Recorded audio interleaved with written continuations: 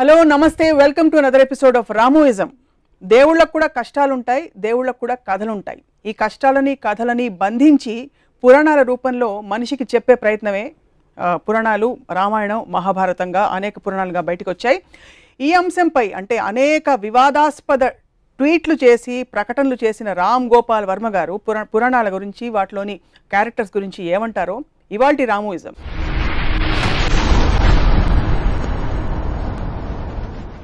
నమస్కారం. Latest tweet ఏంటి రామ్ గోపాల్ వర్మ గారు?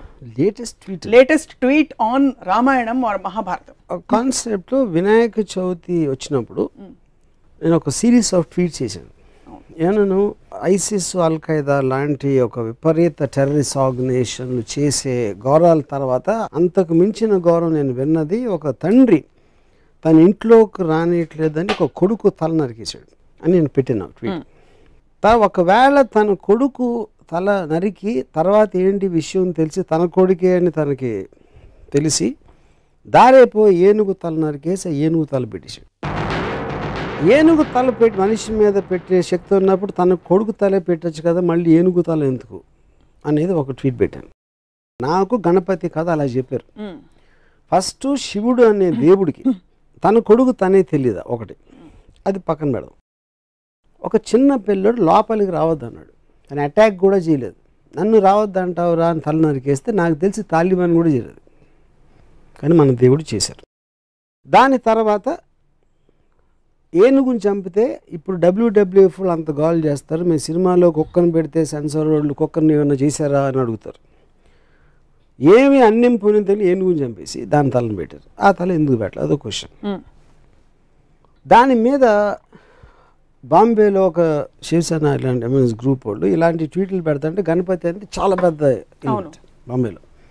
అంటే దాంట్లో ఒక లీడరు ఇప్పుడు మనం గొడవ చేస్తే దీని గురించి దాంట్లో లాజిక్ అంతా బయటికి అవుతారో తనకే పబ్లిసిటీ వస్తుంది, వదిలేయండి అని చెప్పాడు. సో నా పాయింట్ ఏంటంటే అది ఇప్పుడు మనం బ్లైండ్గా ఫాలో అవ్వటానికి ఒక దేవుడికి ఉన్న క్వాలిటీస్, ఆ దేవుడికి ఉన్న ఆ పర్టిక్యులర్ పురాణ పురుషుడికి ఉన్న క్వాలిటీస్ అనేది మనకు చాలా ఇంపార్టెంట్ స్టడీ చేయడం. నేను బ్లాటెంట్గా ఇలాంటి ఆస్పెక్ట్స్ ఉన్నప్పుడు దాన్ని క్వశ్చన్ చేయకుండా కేవలం దేవుడు చేశాడు కాబట్టి వదిలేసాం, తాలిబాన్ చేస్తే అల్ ఖైదా చేస్తే వాళ్ళని రాక్షసులు అంటాం. ఇది ఒక ఎగ్జాంపుల్. రెండో ఎగ్జాంపుల్, రాముడు వనవాసానికి వెళ్ళిపోయాడు, సీతమ్మ లక్ష్మణుడు ముగ్గురు వెళ్ళిపోయారు. 14 సంవత్సరాలకి సరిపడా వాళ్ళకి బట్టలు ఆభరణాలు ఇచ్చారు. అవి ఎవరు మోసారని ఒక ట్వీట్ పెట్టాను. రాముడు మోసాడు, సీత మోయదు అంటే లక్ష్మణుడు మోసాడా? ఒకవేళ ఇవ్వకపోతే అవే బట్టలతో 14 సంవత్సరాలు ఉన్నారా? లేకపోతే అడవిలో వేరే బట్టలు ఎక్కడ కొనుక్కున్నారు? లేకపోతే ఆకులను కట్టుకున్నారు? ఇలాంటివి ట్వీట్ చేశారు. అదేంటి నాకు కించపరచడం కాదు, దాని గురించి జోక్ చేయడం కాదు. ఇలాంటి ఫండమెంటల్ ఎలిమెంట్స్ గురించి నేను సినిమా తీస్తే 1,00,000 రకాల రివ్యూలు రాస్తారు. రామాయణ మహాభారతంలో నేను తీసే అతి చెత్త సినిమాలు కానీ ఎక్కువ లొసుగులు ఉన్నాయని నా ఫీలింగ్. వాటికి ఎవరు ఇంత పూజిస్తారు కానీ రివ్యూస్ రాయరు. నా సినిమాలు ఏమో చూడరు, ఫ్లాప్ చేయిస్తారు. ఆ జలసీ తోటి నా మనసులోంచి వచ్చిన ఒక ఆక్రోషం నుంచి ఆ ట్వీట్స్ వచ్చాయి. ఇక్కడ కార్ ఆన్ చేస్తే అక్కడ డోర్ తీస్తారు, మధ్యలో కార్ ఆగిపోయిందా, పెట్రోల్ పోయించాడా, ఈ డీటెయిల్స్ అన్ని మీరు చూపించారు కదా మీ సినిమాలో. అంటే నా పాయింట్, ఒక ఫాదర్ కొడుకు తల నరికేయటానికి కారు ఆపేశాడు, పెట్రోల్, ఎంత చిన్న ఎగ్జాంపుల్, అది సరిపోతుందా? అంటే దానికి దీనికి పోలిస్తే మీ గురించి నాకు అర్థమవుతుంది. ఈ పోలిక కరెక్ట్ అని అనుకుంటే సివియారిటీ ఆఫ్ ద థింగ్ అది కాదు.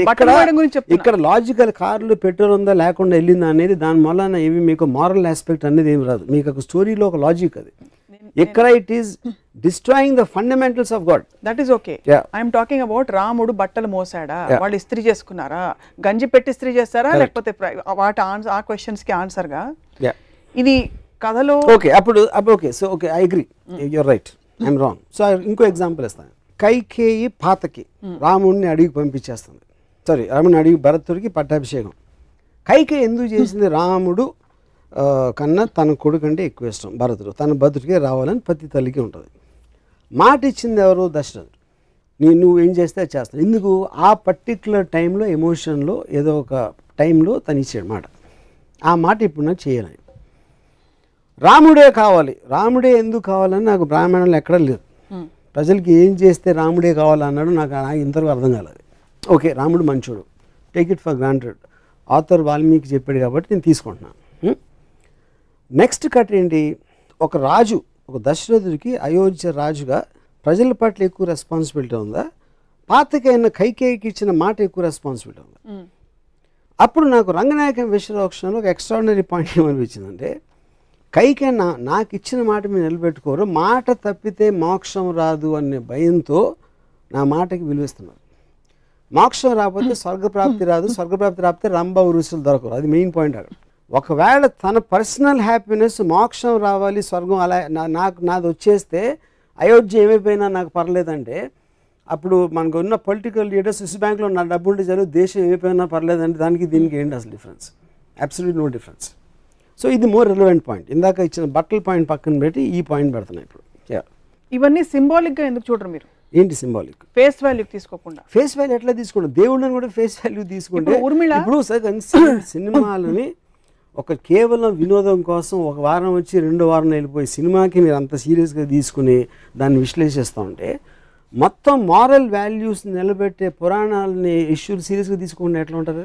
సో తత్ఫలితంగా పురాణాలు కేవలం తలా తోకలేని ఇంట్రెస్టింగ్ కథలు ఆప్షనే అదా, లేకపోతే పురాణాలు సమాజ విరుద్ధంగా జరిగే అనేక అంశాలని మనం జస్టిఫై చేస్తున్నాం కాబట్టి పురాణాల్లోనే ఎక్కువ క్రైమ్స్ జరుగుతాయి. మన మామూలు మీరు రేపు పొద్దున ఈనాడు లేకపోతే టీవీన ఇలాంటి టీవీల్లో చూసే కన్నా ఎక్కువ క్రైమ్స్ నాకు తెలిసి పురాణాలు జరుగుతాయి. అబ్సల్యూట్లీ లేనిది. యూనో అది ఉండాలా ఉండకూడదా క్వశ్చన్ కాదు, పాయింట్ అది కాదు. అంత పూజ నుంచి అంటే అది మన మెంటల్ స్టేట్ని రిఫ్లెక్ట్ చేస్తుంది. పురాణాన్ని సీరియస్గా తీసుకునేవాళ్ళు అది యాక్చువల్లీ అతని మెంటల్ స్టేట్ రిఫ్లెక్షన్ అది. యూనో సో దాని మీద నేను అబ్జర్వేషన్ చెప్తున్నాను అంతే. రంగనాయకమ్మ గారి విశ్లేషణల ప్రభావం ఇది మీరు నేరుగా చదివి. రంగనాయకమ్మ విశ్లేషణ క్వశ్చన్, రంగనాయకమ్మ ఒక థాట్, ఐన్ ర్యాండ్ అనేది ఒక థాట్. వాళ్ళు ఇచ్చినట్టు తీసుకోకుండా దాన్ని ప్రశ్నించి దాని గురించి ఆలోచించి చేసిన ఒక విశ్లేషణ, ఒక ఆబ్జెక్టివిస్టిక్ అండర్స్టాండింగ్. మొత్తం ప్రపంచంలో ఎవరిదైనా వెళ్ళేది మీరు ఇచ్చింది తీసుకోకుండా దాని వెనకాల ఉంది, ముందే ఉంది, దాని రీజన్స్ ఏంటి అనేది తెలుసుకుని చేయడం అనేది ప్రోగ్రెస్కి అవసరం. సో ఓవరాల్గా ఈ క్యారెక్టర్స్, ఈ ఎపిసోడ్స్ ఏవైతే మనం ప్రస్తుత సమాజంలో అర్థం చేసుకోలేనివి, ఫర్ ఎగ్జాంపుల్ బిగమి, 2 భార్యలు ఉండే దేవుళ్ళు కావచ్చు, వీటన్నిటి వల్ల ఈ పురాణాలు చదవకూడదంటారా మీరు, లేకపోతే చదివినా ప్రశ్నించండి అని అడుగుతున్నారు కదా. ఇప్పుడు దానికి ఒక గాడ్లీనెస్ ఇవ్వటం కరెక్ట్ కాదన్న. లుక్అప్ చేసి ఇలాగా ఒక గౌరవంతో చూడటం. మీరు ఏదో ఒక ఫోక్లోర్ కథలాగా విన్నారా, లేకపోతే చందమామలో కథ వచ్చిందా అనేది వేరు. మీకు మారల్ సింబల్స్ కింద ఉన్న పురాణ పురుషులు వెనకాల కథలు ఇవా అన్నప్పుడు ఏ మారల్ దాంట్లోంచి తీసుకుంటారు? ఉదాహరణకి అది రాముడు మంచివాడు, ఎక్కువ ఎందుకు మంచివాడు ఎంతవరకు అర్థం కాదు. రాముడు ఇప్పుడు శూర్పణఖ అని ఒక స్త్రీ తను కోరి వచ్చింది, ముక్కు కోసేది. అది అంటే అందవికారం అంటే అంతకుముందు అందంగా ఉండాలి కదా, ముక్కు కోస్తే ఏమవుతుంది? లేకపోతే అంతకుముందే అందవికారంగా ఉంటే ముక్కు కోసిన మాత్రం మళ్ళీ ఇంకా పెరగదు వికారం. సో మనం ఈవ్టీజ్ చేస్తున్నాం, ఒక అమ్మాయిని ఇలా అంటున్నాం అంటే మన సమాజంలో ఇప్పుడు ప్రాస్టిట్యూట్స్ని కూడా లా ప్రకారం గౌరవంగా చూడాలి, మనం కించపరిచి చూడకూడదు. ఎందుకంటే వాళ్ళు ఎందుకు అయ్యారో ఆ కారణాలు ఏదో రకరకాలు ఉంటాయి. సో ఒక స్త్రీని తన కంటి ముందు ముక్కు కోస్తా ఉంటే చూస్తే అది మంచి బరుడు ఇంటి దాంట్లో ముందు రాగానే కోసేలేదు, ఫస్ట్ ఏం చేసింది చెప్పండి. వెళ్ళమన్నాడు. ఇప్పుడు ఒక అమ్మాయి వచ్చిందండి నా దగ్గరికి, నేను కలవనన్నాను, మళ్ళీ వచ్చింది కలనంటే ముక్కు కోసేస్తే ఊరుకుంటారా? ఇప్పుడు మీకు చట్టపరంగా అది కాదు, ఎథికల్ అంటున్నా. మీ చట్టం పక్కన పెట్టండి, ఎథికల్గా కేవలం ఒక హ్యూమన్ యాంగిల్లో ఒక అమ్మాయి అలా వస్తే ముక్కు కోసేస్తారా అంటున్నా.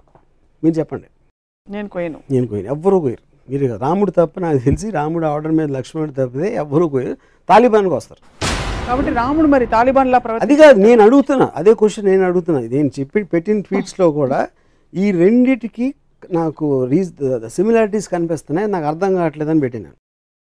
అంటే మన పురాణం గురించి మాట్లాడుతున్నాం కాబట్టి నా మోస్ట్ స్ట్రాంగెస్ట్ అబ్జర్వేషన్ నేను ఒక 5 minutes చెప్తాను. తిరుపతిలో బాలాజీ ఎట్లా వచ్చాడు? అసలు బాలాజీ అనే దేవుడు పూజ చేస్తున్నారు. ఎవరు ఒక ఋషులు 14,000 సంవత్సరాల నుంచి పూజ చేస్తూ ఉంటే బ్రహ్మదేవుడికి పవర్ ఎక్కువైపోతుందని నారద మహర్షిని దాన్ని బ్రేక్ చేయడానికి పంపించాడు.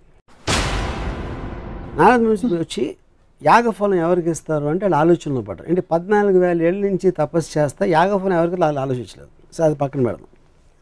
సరే కనుక్కోవడానికి ఎవరు బ్రహ్మ విష్ణు మహేశ్వర్లో ఎవరు దీనికి అర్హులు అని భృగు మహర్షిని పంపించారు.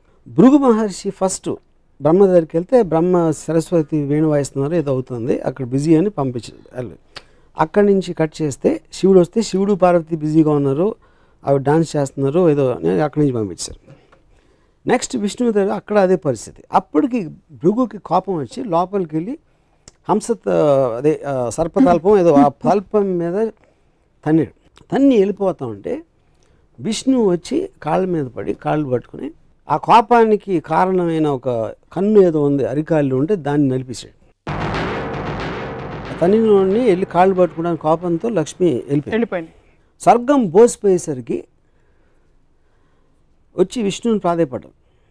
ఏంటి లక్ష్మి లేకపోతే స్వర్గంలో ఇది లేదు అది లేదు అని.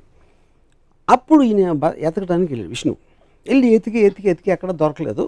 అలిసిపోయి ఒక చోట పడుకుంటే పైన ఒక పాముల పొట్ట ఏదో కట్టేసి చేమలు కుట్టేసి.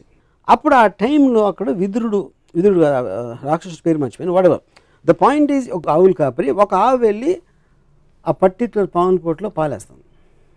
సో సాయంత్రం పూట ఇంటికి వచ్చేసరికి ఒక్క ఆవు పాలు ఇవ్వట్లేదని ఆకాశరాజు భార్య రాణి ఏంటి ఆవు పాలు ఇవ్వట్లేదు అని ఎంక్వైరీ పెట్టి ఆడ పిలిచి అడిగితే నెక్స్ట్ డే ఆడ ఆవు మీద కన్నేసి ఉంచితే ఆవు వెళ్ళి పాలు పెట్టని చూశాడు. ఆవును కొట్టడానికి వస్తే ఆవును రక్షించడానికి విష్ణువు బయటకు వస్తే తన తల మీద తగిలింది దెబ్బ, ఆ కర్ర దెబ్బ. అవును. ఆ రక్తం చూసి పారిపోయి ఆకాశరాజు చెప్పాడు. ఆకాశరాజు వచ్చి ఏంటంటే ఆకాశరాజుని చూడగానే నువ్వు 7 జన్మలు పిశాచం అయిపోతామని శాపం ఇచ్చాడు విష్ణు.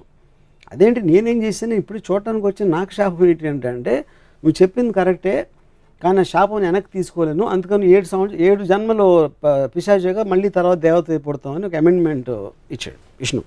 అక్కడి నుంచి వెళ్తా ఉంటే ఒక చోట ఒక అమ్మాయి కలిసి అమ్మాయి పద్మావతి తనతో ప్రేమలో పడి ఫాదర్ డబ్బులు అడిగితే డబ్బులు లేవు కనుక కుబేరుడి నుంచి అప్పు తీసుకుని పెళ్ళి కూర్చుంటే ఇది విషయం నాదురుకు తెలిసి ఎక్కడో తప్పు చేసుకుని లక్ష్మి దగ్గరికి వెళ్ళి మీ ఆయన మళ్ళీ పెళ్లి చేసుకుంటున్నాడని చెప్తే లక్ష్మిని తీసుకొచ్చేసి లక్ష్మిని చూసి గిల్ట్ తోటి విష్ణు రాయిపోయి ఆ దుఃఖంతో పద్మావతి రాయిపోయి తను కూడా ఫీల్ తను రాయిపోయింది. ఇది బాలాజీ స్టోరీ. ఇది నేను చెప్పట్లేదు, బాలాజీ టెంపుల్లో కొని చదువుకున్న పుస్తకంలో ఉన్న స్టోరీ. ఓకే, ఇప్పుడు నా పాయింట్ ఏంటంటే ఒకటి విష్ణు వెళ్ళి కాలు పట్టుకున్నాడు ఏదో చదపటానికి, అది లక్ష్మికి ఎందుకు చెప్పకూడదు అసలు? అందులో ఏంటి సీక్రెట్గా దాయాల్సిన అవసరం ఉంది. సో వెళ్ళిపోయింది.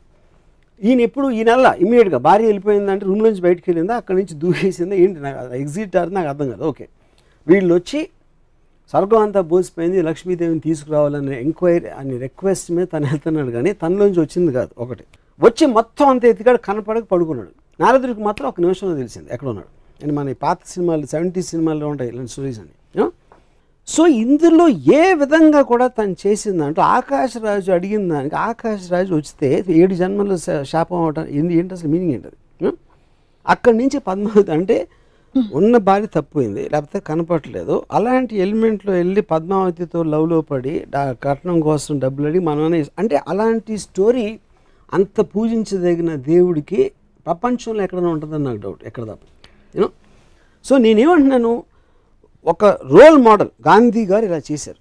ఆయన మొత్తం ఇంట్లో అంతా వదిలేసి ఆయన పూర్ పీపుల్కి లేదు కాబట్టి ఆయన ఒక ధోతి ఏదో కట్టుకుని పైన ఏమీ లేకుండా ఆయన చేశారు. ఇంకో ఫలానా లీడర్ ఏదో చేశాడు, ఇంకోటి ఎవరు ఏదో చేశారు. ఇలా రోల్ మోడల్స్ అనేవి వాళ్ళు చేసినట్టు మనం చేయాలి, మనం కూడా అంత ఎత్తుకు ఎదగడానికి ట్రై చేయాలి అనేది రోల్ మోడల్. అది పురాణ పురుషుడు అవ్వచ్చు, లేకపోతే పొలిటికల్ లీడర్ అవ్వచ్చు, లేకపోతే ఒక ప్రజానాయకుడు వాటెవర్ రిబెల్ లీడర్ అవ్వచ్చు. ఏ మాత్రం అసలు రోల్ మోడల్గా సృష్టించడానికి అనేది లేని వాళ్ళని నేను ఇక్కడే చూశాను. ఇది కేవలం హిందూ పురాణాలేనా అన్ని మతాల పురాణాలు? నాకు తెలిసిన పురాణాలు హిందూ తప్పితే నేను ఎక్కడ చూడలేదు. సో రామాయణం మహాభారతం రెండిట్లో మీ దృష్టిలో ఏది ఎక్కువ అబ్జెక్షనబుల్ అంటారు లేక ఎక్కువ కాన్ఫ్లిక్ట్? నాకు మహాభారతం అనేది నన్ను పూజించమని నాకు ఎప్పుడు చెప్పలే. Ramayanam is different. రామాయణం అనేది ఒక దేవుడు, రామాయణం బాలాజీ గణపతి అది డిఫరెంట్. మహాభారతం అనేది ఒక కథలాగా వచ్చింది. కౌరవులు పాండవులు కజిన్స్ వాళ్ళు పొలిటికల్ ఆస్పెక్ట్స్ వాళ్ళు కొట్టుకుంటున్నారు. ఒక శ్రీకృష్ణుడు అనే క్యారెక్టరు ఇంకో పని నుంచి ఇక్కడికి వచ్చాడు కాబట్టి ఒక దైవత్వం అనేదానికి ఒక చిన్న ఎలిమెంట్ ఉంది. Otherwise it's normal story. నాకు అది భగవద్గీత అవన్నీ కూడా కాదు. భగవద్గీత మీకు కనిపించదు అందులో? భగవద్గీత ఉంది కానీ పాయింట్ ఈజ్ భగవద్గీత అనేది నేను అసలు చదవలేదు. మహాభారతం మొత్తం మిగతా అంతటితో చూస్తే అది ఒకటే non interesting so me part. Disappointment I know what Bhagavad Gita is about. Me disappointment అంతా ఇంత పెద్ద పెద్ద దేవుళ్ళ పురాణ పురుషులు అనేది రోల్ మోడల్స్, వాళ్ళకి ఆ క్వాలిటీస్ ఉన్నాయా లేదా అని నా క్వశ్చన్. ఎలాంటి క్వాలిటీస్ ఉండాలి ఇప్పుడు చెప్పాను కదా, అంటే మీరు చెప్పినవి ఇవన్నీ అంటే వాళ్ళకి they should be superior human beings. That is what the whole వాళ్ళు పాయింట్. మనిషిలా ప్రవర్తించకూడదు, రివెంజ్ ఉండకూడదు, కోపం అది కదండి. మీరు పూజించి ఫోటో పెట్టుకునేది ఎవరు అంటే ఏపాళ్ళ టైంలో గాంధీ గారు చెప్తున్నాను. గాంధీ గారు నేను 100 చెప్తాను ఇప్పుడే కూర్చుని, ఆయన ఏమేమి చేశారు, ఎంత మహానుభావుడు అని. I can't say the same. Balaji గురించి నేను చెప్పలేను, గణపతి గురించి చెప్పలేను, రాముడి గురించి చెప్పలేను. ఇప్పుడు మీరు ఇంత వివాదాస్పద వ్యాఖ్యలు ఖచ్చితంగా కాంట్రవర్షియల్ స్టేట్మెంట్స్ అని మీరు చెప్తున్నవి, ఎవరి సెంటిమెంట్స్ హర్ట్ అవుతాయని అనుకోరా? హర్ట్ అవుతుంది. ఎక్స్ప్రెషన్ చెప్తున్నాను. నేను అడిగిన ఒక లాజికల్ క్వశ్చన్, అది చాలా లాజికల్ క్వశ్చన్ నేను అడుగుతున్నాను. దానికి answer I also want to hear. I'm very curious to hear. నమ్మే భక్తులకి డీటెయిల్స్ అనే అవసరం లేదు, వాళ్ళకి అవసరం లేదు, వాళ్ళు చేయకూడదు నేను చెప్పట్లా. నేను ఒక స్వతంత్ర పౌరుడుగా నాలోంచి వచ్చిన ఒక డౌట్ని ఎక్స్ప్రెస్ చేస్తున్నాను అంతే. ఇప్పుడు ఎలా అయితే మీరు డౌట్లు ఎక్స్ప్రెస్ చేస్తున్నారో స్వతంత్ర పౌరుడిగా, ఆబ్జెక్టివ్ సోషియో సైంటిస్ట్గా, పురాణాల్లో ఉండే మంచి విషయాలు ఏమైనా తెలుసుకున్నారా? అంటే is there anything that inspires you in the Puranas, any character? నేను చదివినంత నాకు ఎక్కడ కనపడలేదు. ఎక్కడ అంటే ఏంటి, బాగుండాలి, అందరినీ బాగా చూసుకోవాలి, భార్యని సతీమణి అని చూసుకోవాలి, భార్య ఏంటి లేకపోతే తమ్ముడు అన్నయ్యను కొలవాలి, అలాంటి ఏమంటుందని ఏబిసిడీలు చిన్నప్పుడు హ్యాండ్ రైటింగ్ బుక్స్లో ఉండే అడ్వైజులు అయ్యే అనుకుంటే ఓకే, అవేవి మిమ్మల్ని కానీ అవి ఉన్నాయి. కానీ ఏదైతే ప్రిన్సిపల్ క్యారెక్టర్స్ పురాణంలో వాళ్ళు ఎవ్వరు దాన్ని పాటించారు. మనకి చెప్పే నీతులు పురాణ పురుషుల్లో అత్యంత పెద్దవాళ్ళని మనం అనుకుని ఎవ్వరూ అవి పాటించారు. ఇప్పుడే మీకు ఎగ్జాంపుల్స్ చెప్పాను. పురాణ పురుషుల్లో ఉదాహరణకి పురాణాల్లో ఇంటెన్షన్, ఒరిజినల్ ఇంటెన్షన్, రాముడు లాంటి ఒక మహోన్నతమైన మానవ రూపంలో ఉండే దేవుడు ఇంకో పరస్త్రీకి వేసి కన్నెత్తి చూడు, అందుకే రాముడు అంతటి నిజాయితీ ఉండే వ్యక్తి, అంటే కమిట్మెంట్ ఉండే వ్యక్తి అని చెప్తారు. అలాగే సీతమ్మ వారు ఆవిడ వెళ్ళి అశోకవనంలో కూర్చున్న సమయంలో రావణాసురుడు అంతటి ఘోరమైన రాక్షసుడు కూడా, 10 తలకాయల రాక్షసుడు కూడా పరస్త్రీ కదా అని అడ్వాంటేజ్ తీసుకోలేదు. ఆవిడ అశోకవనంలో అక్కడ పెట్టాడు కానీ ఆవిడని. So there lot of good things to talk about. ఇప్పుడు చెప్తాను. ఇప్పుడు విష్ణువు అనే ఒక దేవుడు డబల్ రోల్లో రాముడు కృష్ణుడుగా వచ్చాడు. రాముడేమో ఏకపతివ్రతుడు, కృష్ణుడేమో 1000 మంది గోపికలతో ఉంటాడు. సో అప్పుడు ఎవరిని తీసుకోవాలి నేను? ఇదొక కృష్ణుడు కాదా? ఇదొక యుగం, అదొక యుగం. యుగం కాదు, యుగాలు ఎందుకు? యుగాలు మారినా మీకు నీతులు ఎట్లా మారుతాయి? ఎందుకంటే ఫోకల్ పాయింట్ మారుతుంది, మీరు పర్స్పెక్టివ్. అప్పుడు రాముడు ముందా కృష్ణుడు ముందా? రాముడే ముందు. రాముడు ముందు. అప్పుడు కృష్ణుడికి 1000 వస్తే ఇప్పుడు 1,00,000 అవ్వాలిగా. ఇంకొక అవతారం వస్తే వస్తుందేమో. అది కాదు, మీ రోల్ మోడల్ అప్పుడు మనం ఫాలో అవ్వాలి. రాముడు రోల్ మోడల్ ఎందుకు ఏకపత్నివ్రతుడు, మనం కూడా ఒకే అమ్మాయితో ఉండాలనేది రోల్ మోడల్. అవును. శ్రీకృష్ణుడు దాన్ని బ్రేక్ చేశాడు మీరు చెప్పిన లా ప్రకారం. ఇంకో యుగంలో అది వర్తించదు, అందుకని 1000 మంది గోపికలను తీసుకున్నాడు. అప్పుడు నేను రోల్ మోడల్ నాకు కృష్ణుడాడు. ఇప్పుడు ఇంకా అడ్వాన్స్ అయింది కాబట్టి ఇప్పుడు 1,00,000 గోపికలు అవుతావు, మళ్ళీ వెనక్కి వెళ్తామా? శ్రీకృష్ణుడు మీకు రోల్ మోడల్ అయినప్పటికీ శ్రీకృష్ణుడు స్వచ్ఛమైన ప్రేమ, pure love. Pure love, it is an embodiment of pure love. శ్రీకృష్ణుడి గురించి మనకి తెలిసింది he was an embodiment of pure love. నెమలి పింఛం అనేది ఎందుకు పెట్టుకుంటారంటే it is an embodiment of pure love which is but he can share that love with 1,000 girls. Adi point. 1,000 girls which is not sexual in connotation necessarily. And andarni పూజిస్తాడా కూర్చుని?